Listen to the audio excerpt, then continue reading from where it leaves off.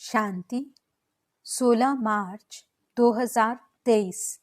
मीठे प्यारे बाबा के आज के मधुर महावाक्य। आज की मुरली के कुछ मुख्य पॉइंट्स।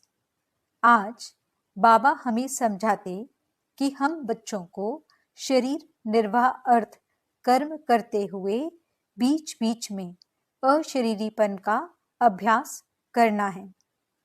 कुसंग से अपनी संभाल करनी है। एक पतित पावन बाप के संग से ही स्वयं को पावन बनाना है।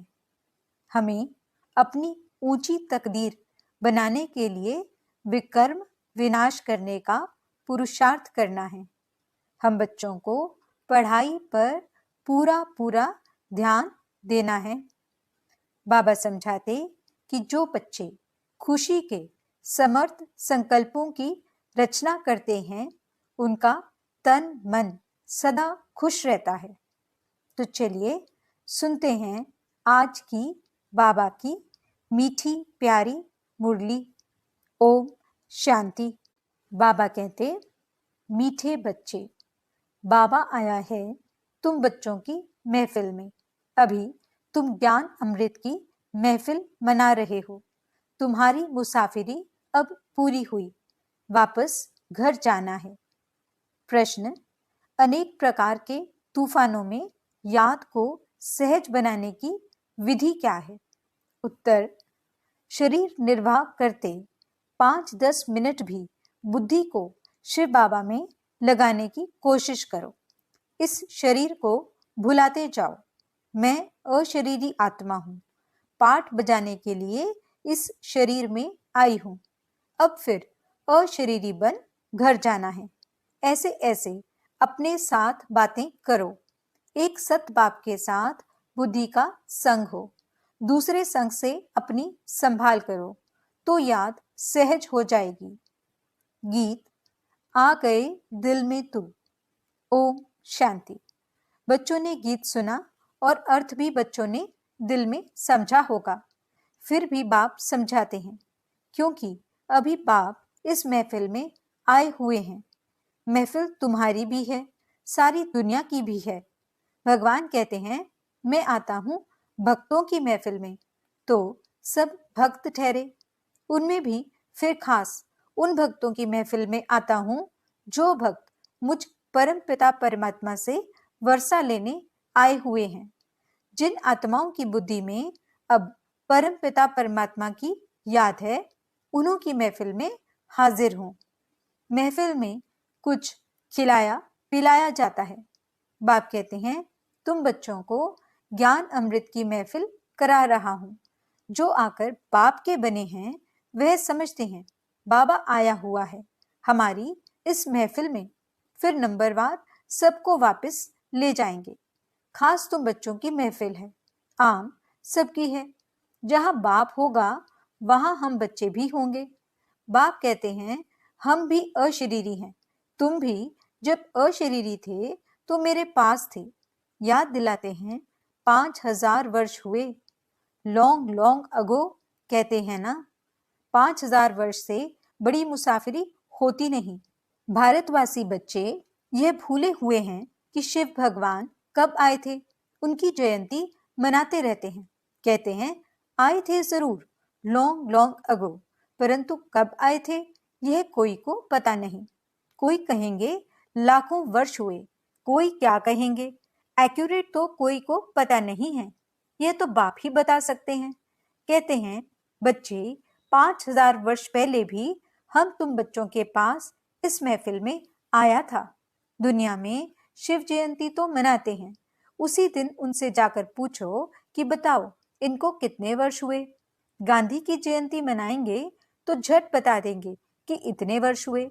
शिव का कोई बता नहीं सकते, परंतु तुम बच्चे जानते हो शिव को तो बहुत समय हुआ जबकि आया था। वह तो कुछ भी जानते नहीं। कहते हैं, जन्म मरण रहित है, नाम रूप से न्यारा है। अरे नाम रूप से न्यारा है तो फिर जयंती किसकी मनाते हो? तो नाम रूप से न्यारा हो नहीं सकता। जरूर भारत में ही आया था, तब तो जयंती मनाते हो ना। फिर नाम रूप से न्यारा कैसे कहते हो? याद करते हो, परंतु वह कब आया था? जरूर भक्ति का समय जब पूरा होगा तब भगवान को घर बैठे आना पड़े। भगवान किस रूप में आते हैं ये कोई भी नहीं जानते। बड़ा चतुराई से कोई से पूछना है और फिर समझाना है। भगवान तो है निराकार, तुम उनकी पूजा करते हो, कहते हो हे परमात्मा, हे भगवान। उनको कोई देवता नहीं कहेंगे, देवताएं हैं ब्रह्मा, विष्णु, शंकर। तो इन चित्रों पर भी समझाना पड़े। तुम शिव के मंदिर में जाएंगे तो उनसे पूछेंगे ये कब आए थे, कैसे आए? निराकारी दुनिया से तो सब आते हैं। परम पिता परमात्मा को पतित पावन कहते हैं, तो क्या किया? पतित को पावन कैसे बनाया? जरूर साकार में आकर मुख से समझाया होगा, कोई शिक्षा दी होगी। ऐसे ही तो कोई कह न सके, जरूर मनुष्य तन में ही आएंगे। भगवान आते हैं नई रचना रचने, तो जरूर कोई के तन में आया होगा। गाया हुआ है ब्रह्मा मुख से मनुष्य सृष्टि रची गई, ब्राह्मण सृष्टि नाम नहीं लिखा हुआ है। ब्रह्मा मुख कमल से मनुष्य रचे जाते हैं, तो जरूर ब्रह्मा के बच्चे ब्राह्मण ही होंगे। प्रजापिता ब्रह्मा ने तो जरूर ब्राह्मण ब्राह्मणियां रचे होंगे। सिर्फ मेल रचे तो वृद्धि कैसे हो? सिर्फ फीमेल्स रचे तो भी वृद्धि कैसे होगी? इसलिए दोनों ही हैं, ब्रह्मा कुमार और कुमारियां। नहीं तो ब्राह्मण संप्रदाय कैसे बने? परमपिता परमात्मा रचता बेशक है, ब्रह्मा द्वारा मनुष्य सृष्टि रची जाती है, तो जरूर ब्रह्मा तन में आना पड़ता होगा। ये बातें जो अच्छी रीति समझकर और धारण करेंगे वही फिर समझा सकेंगे। जो पूरे राजयोगी होंगे बाप को और राजाई को याद करते होंगे, जिसके लिए ही बाबा कहते हैं बच्चे स्वदर्शन चक्रधारी बनो। सब तो पूरा याद करते नहीं हैं। बाबा के पास आते हैं, कहते हैं ज्ञान तो सहज है, चक्र को भी समझा है, 84 जन्मों का राज भी ठीक समझा है। 84 जन्म तो जरूर लेने हैं, और जो पहले नंबर वाले हैं वही 84 जन्म लेंगे। यह तो सब ठीक है, परंतु याद में रहना ये बड़ा मुश्किल है। योग में अनेक प्रकार के तूफान आते हैं, उनको कैसे वश करें? उसका उपाय क्या है? कौन सा टाइम है जिसमें अच्छी रीति याद कर सकें? तो बाबा ने समझाया, यूं तो चलते फिरते उठते बैठते याद करो। अभी तुम यहाँ बैठे हो, हम तुमसे पूछते हैं स्त्री को याद करते हो? अब नाम स्त्री का सुना और झट बुद्धि भागी स्त्री के तरफ। बुद्धि का काम हो गया ना? वैसे ही तुम भल कोई भी काम शरीर निर्वाह अर्थ करो, परंतु शिव बाबा के पास बुद्धि लगाने की कोशिश करो। 5 मिनट 10 मिनट भी याद करो।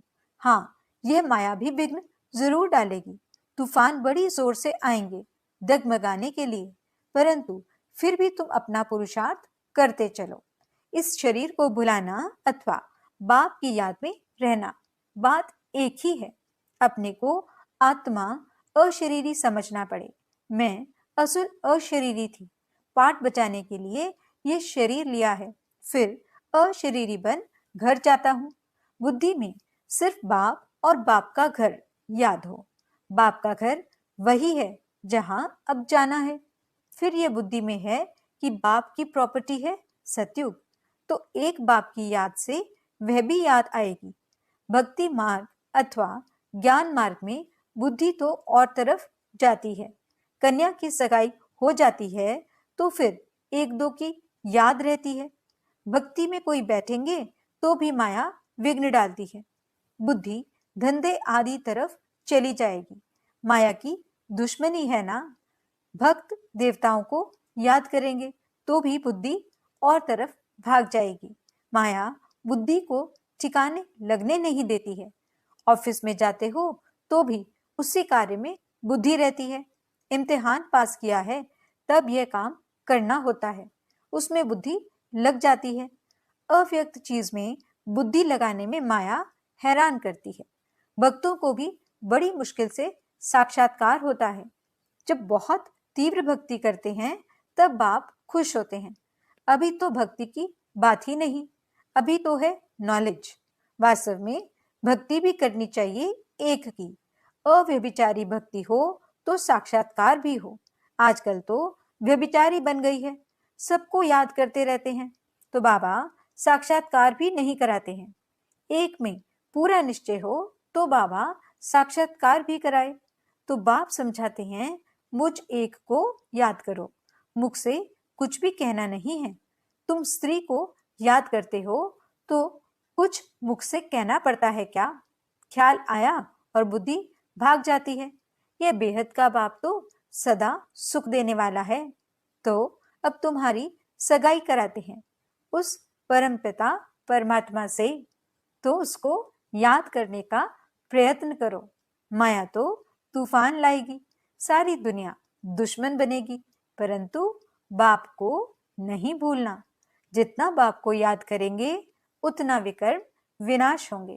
ऐसे तो बहुत मनुष्य होते हैं जो सारा दिन भगवान का नाम भी नहीं लेते। बहुत खराब संग होता है, इसलिए गाया जाता है, संग तारे कुसंग बोरे।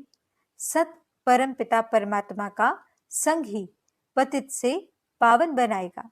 अभी तो सारी दुनिया पतित है, उनको संग चाहिए पतित पावन का, तो जरूर उनको यहाँ साकार में आना पड़े ना। सत है ही एक। सत की महफिल में तुम बैठे हो, जानते हो हम आत्माओं का संग अब परम पिता परमात्मा के साथ है। बाप कहते हैं, मेरी याद से ही तुम्हारे विकर्म विनाश होंगे। अच्छा संग होगा तो मुरली सुनेंगे, बुद्धि योग एक बाप के साथ लगा रहेगा, तो ऐसा संग तारेगा, अर्थात पावन बनाएगा। पावन बनने बिगर उनके पास कोई जा नहीं सकते। बाप खुद ही सिखलाते हैं, मेरे साथ कैसे योग लगाओ। पढ़ाने लिए खुद आकर सम्मुख होते हैं। बुद्धि का योग और संग तोड़ एक संग जोड़ना है, तब विकर्म विनाश होंगे। और कोई उपाय है नहीं। पावन दुनिया है स्वर्ग, वहां के सुख अपार हैं। ऐसे नहीं, वहां भी दुख है, दैत्य हैं। वहां तो दुख का नाम निशान नहीं रहता, सो भी 21 जन्मों के लिए। बाप तो यहाँ आकर पढ़ाते हैं, भगवानुवाच, हम तुमको राजाओं का राजा बनाने सहज राजयोग सिखाता हूँ। मनुष्यों की बुद्धि में तो श्री कृष्ण का ही चित्र आ जाता है। तुम्हारी बुद्धि में है कि हमको पढ़ाने वाला शिव बाबा है, जो ही ज्ञान का सागर है। वही तुम बच्चों को नॉलेज दे रहे हैं। यह है स्वदर्शन चक्रधारी त्रिकालदर्शी बनना। त्रिकालदर्शी माना तीनों कालों को जानना, सृष्टि के आदि मध्य अंत को और तीनों लोगों को जानना। मूल वतन, सूक्ष्म वतन, स्थूल वतन को भी तुम जानते हो। तुम्हारे में भी नंबरवार पुरुषार्थ अनुसार जानते हैं। बाकी इसमें तकलीफ कोई नहीं है। शरीर निर्वाह भी करना है। ऐसे नहीं कहा जाता कि कन्या को भी शरीर निर्वाह अर्थ माथा मारना है। कन्या को पति के पास रहना है, शरीर निर्वाह पति को करना है। कन्या को भी अपने पैरों पर खड़ा रहना है।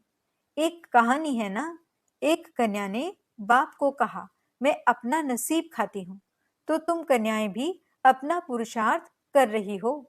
जितना पढ़ेंगे, श्रीमत पर चलेंगे, तो 21 जन राज्य करेंगे। कन्याओं का काम है पढ़ना और ससुर घर जाना। तुमको भी विष्णुपुरी स्वर्ग में भेजा जाता है। जितना पढ़ेंगे उतना ऊंच पद पाएंगे। वह तो ऐसे ही करके कहानी सुनाते हैं। सच्ची सच्ची बात यहाँ की है। बाप खुद बैठ उनका रहस्य सुनाते हैं। तुम सब कन्याएं हो। अधर कन्या भी अपना जीवन बना रही हैं। बाप ऐसे कर्म सिखलाते हैं जो कभी दुखी व विधवा नहीं होना पड़ेगा। परंतु विरला ही कोई ऊंची तकदीर बनाते हैं। कोई तो बनाते बनाते फिर आश्चर्यवत भागंती हो, ऐसे बाप को भी फारकती दे देते हैं, डाइवोर्स भी दे देते हैं। क्योंकि शिव बाबा बाप भी है तो पतियों का पति भी है। ऐसे बाप को बच्चे फारकती दे देते हैं, तकदीर को लकीर लगा देते हैं।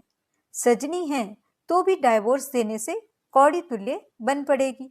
यह भी कहा हुआ है, आश्चर्यवत डाइवोर्स देवंती फारकती देवंती। जिस बाप से 21 जन्म का राज्य भाग्य मिलता है, उनको भी फारकती दे देते। कोई तो आकर बाप का बनेंगे, कोई कोई फिर महामूर्ख भी बनेंगे, जो फारकती भी देंगे, डाइवोर्स भी देंगे। चलन से ही मालूम पड़ जाता है। विकार में जाते रहते, फिर छिप छिप कर बैठ जाते, फिर लिख भेजते कि बाबा भूल हो गई, क्षमा करो। अब 100 गुना दंड तो चढ़ गया, वह कैसे कैंसिल हो सकता? सच बताने से आधा माफ भी हो जाए, इसलिए बाबा कहते हैं छिपकर कभी विकार में नहीं जाना, ना फेमिलियरिटी में ही आना है।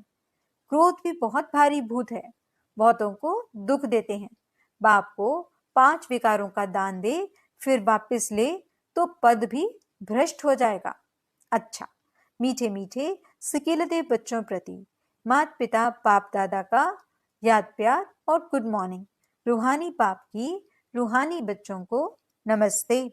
हम रूहानी बच्चों की रूहानी बाप दादा को दिल व जान सिक व प्रेम से नमस्ते नमस्ते नमस्ते जी। गुड मॉर्निंग बाबा, शुक्रिया बाबा। धारणा के लिए मुख्य सार। पहला पॉइंट, अपनी ऊंच तकदीर बनाने के लिए विकर्म विनाश करने का पुरुषार्थ करना है, पढ़ाई पर पूरा ध्यान देना है। दूसरा पॉइंट, कुसंग से अपनी संभाल करनी है, पतित पावन बाप के संग से स्वयं को पावन बनाना है।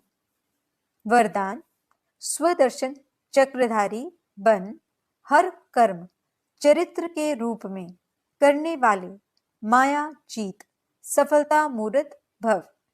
जैसे बाप के हर कर्म चरित्र के रूप में गाए जाते हैं, ऐसे आपके भी हर कर्म चरित्र के समान हो।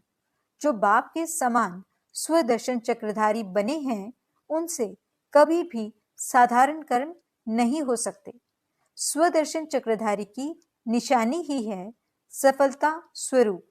जो भी कार्य करेंगे उसमें सफलता समाई हुई होगी।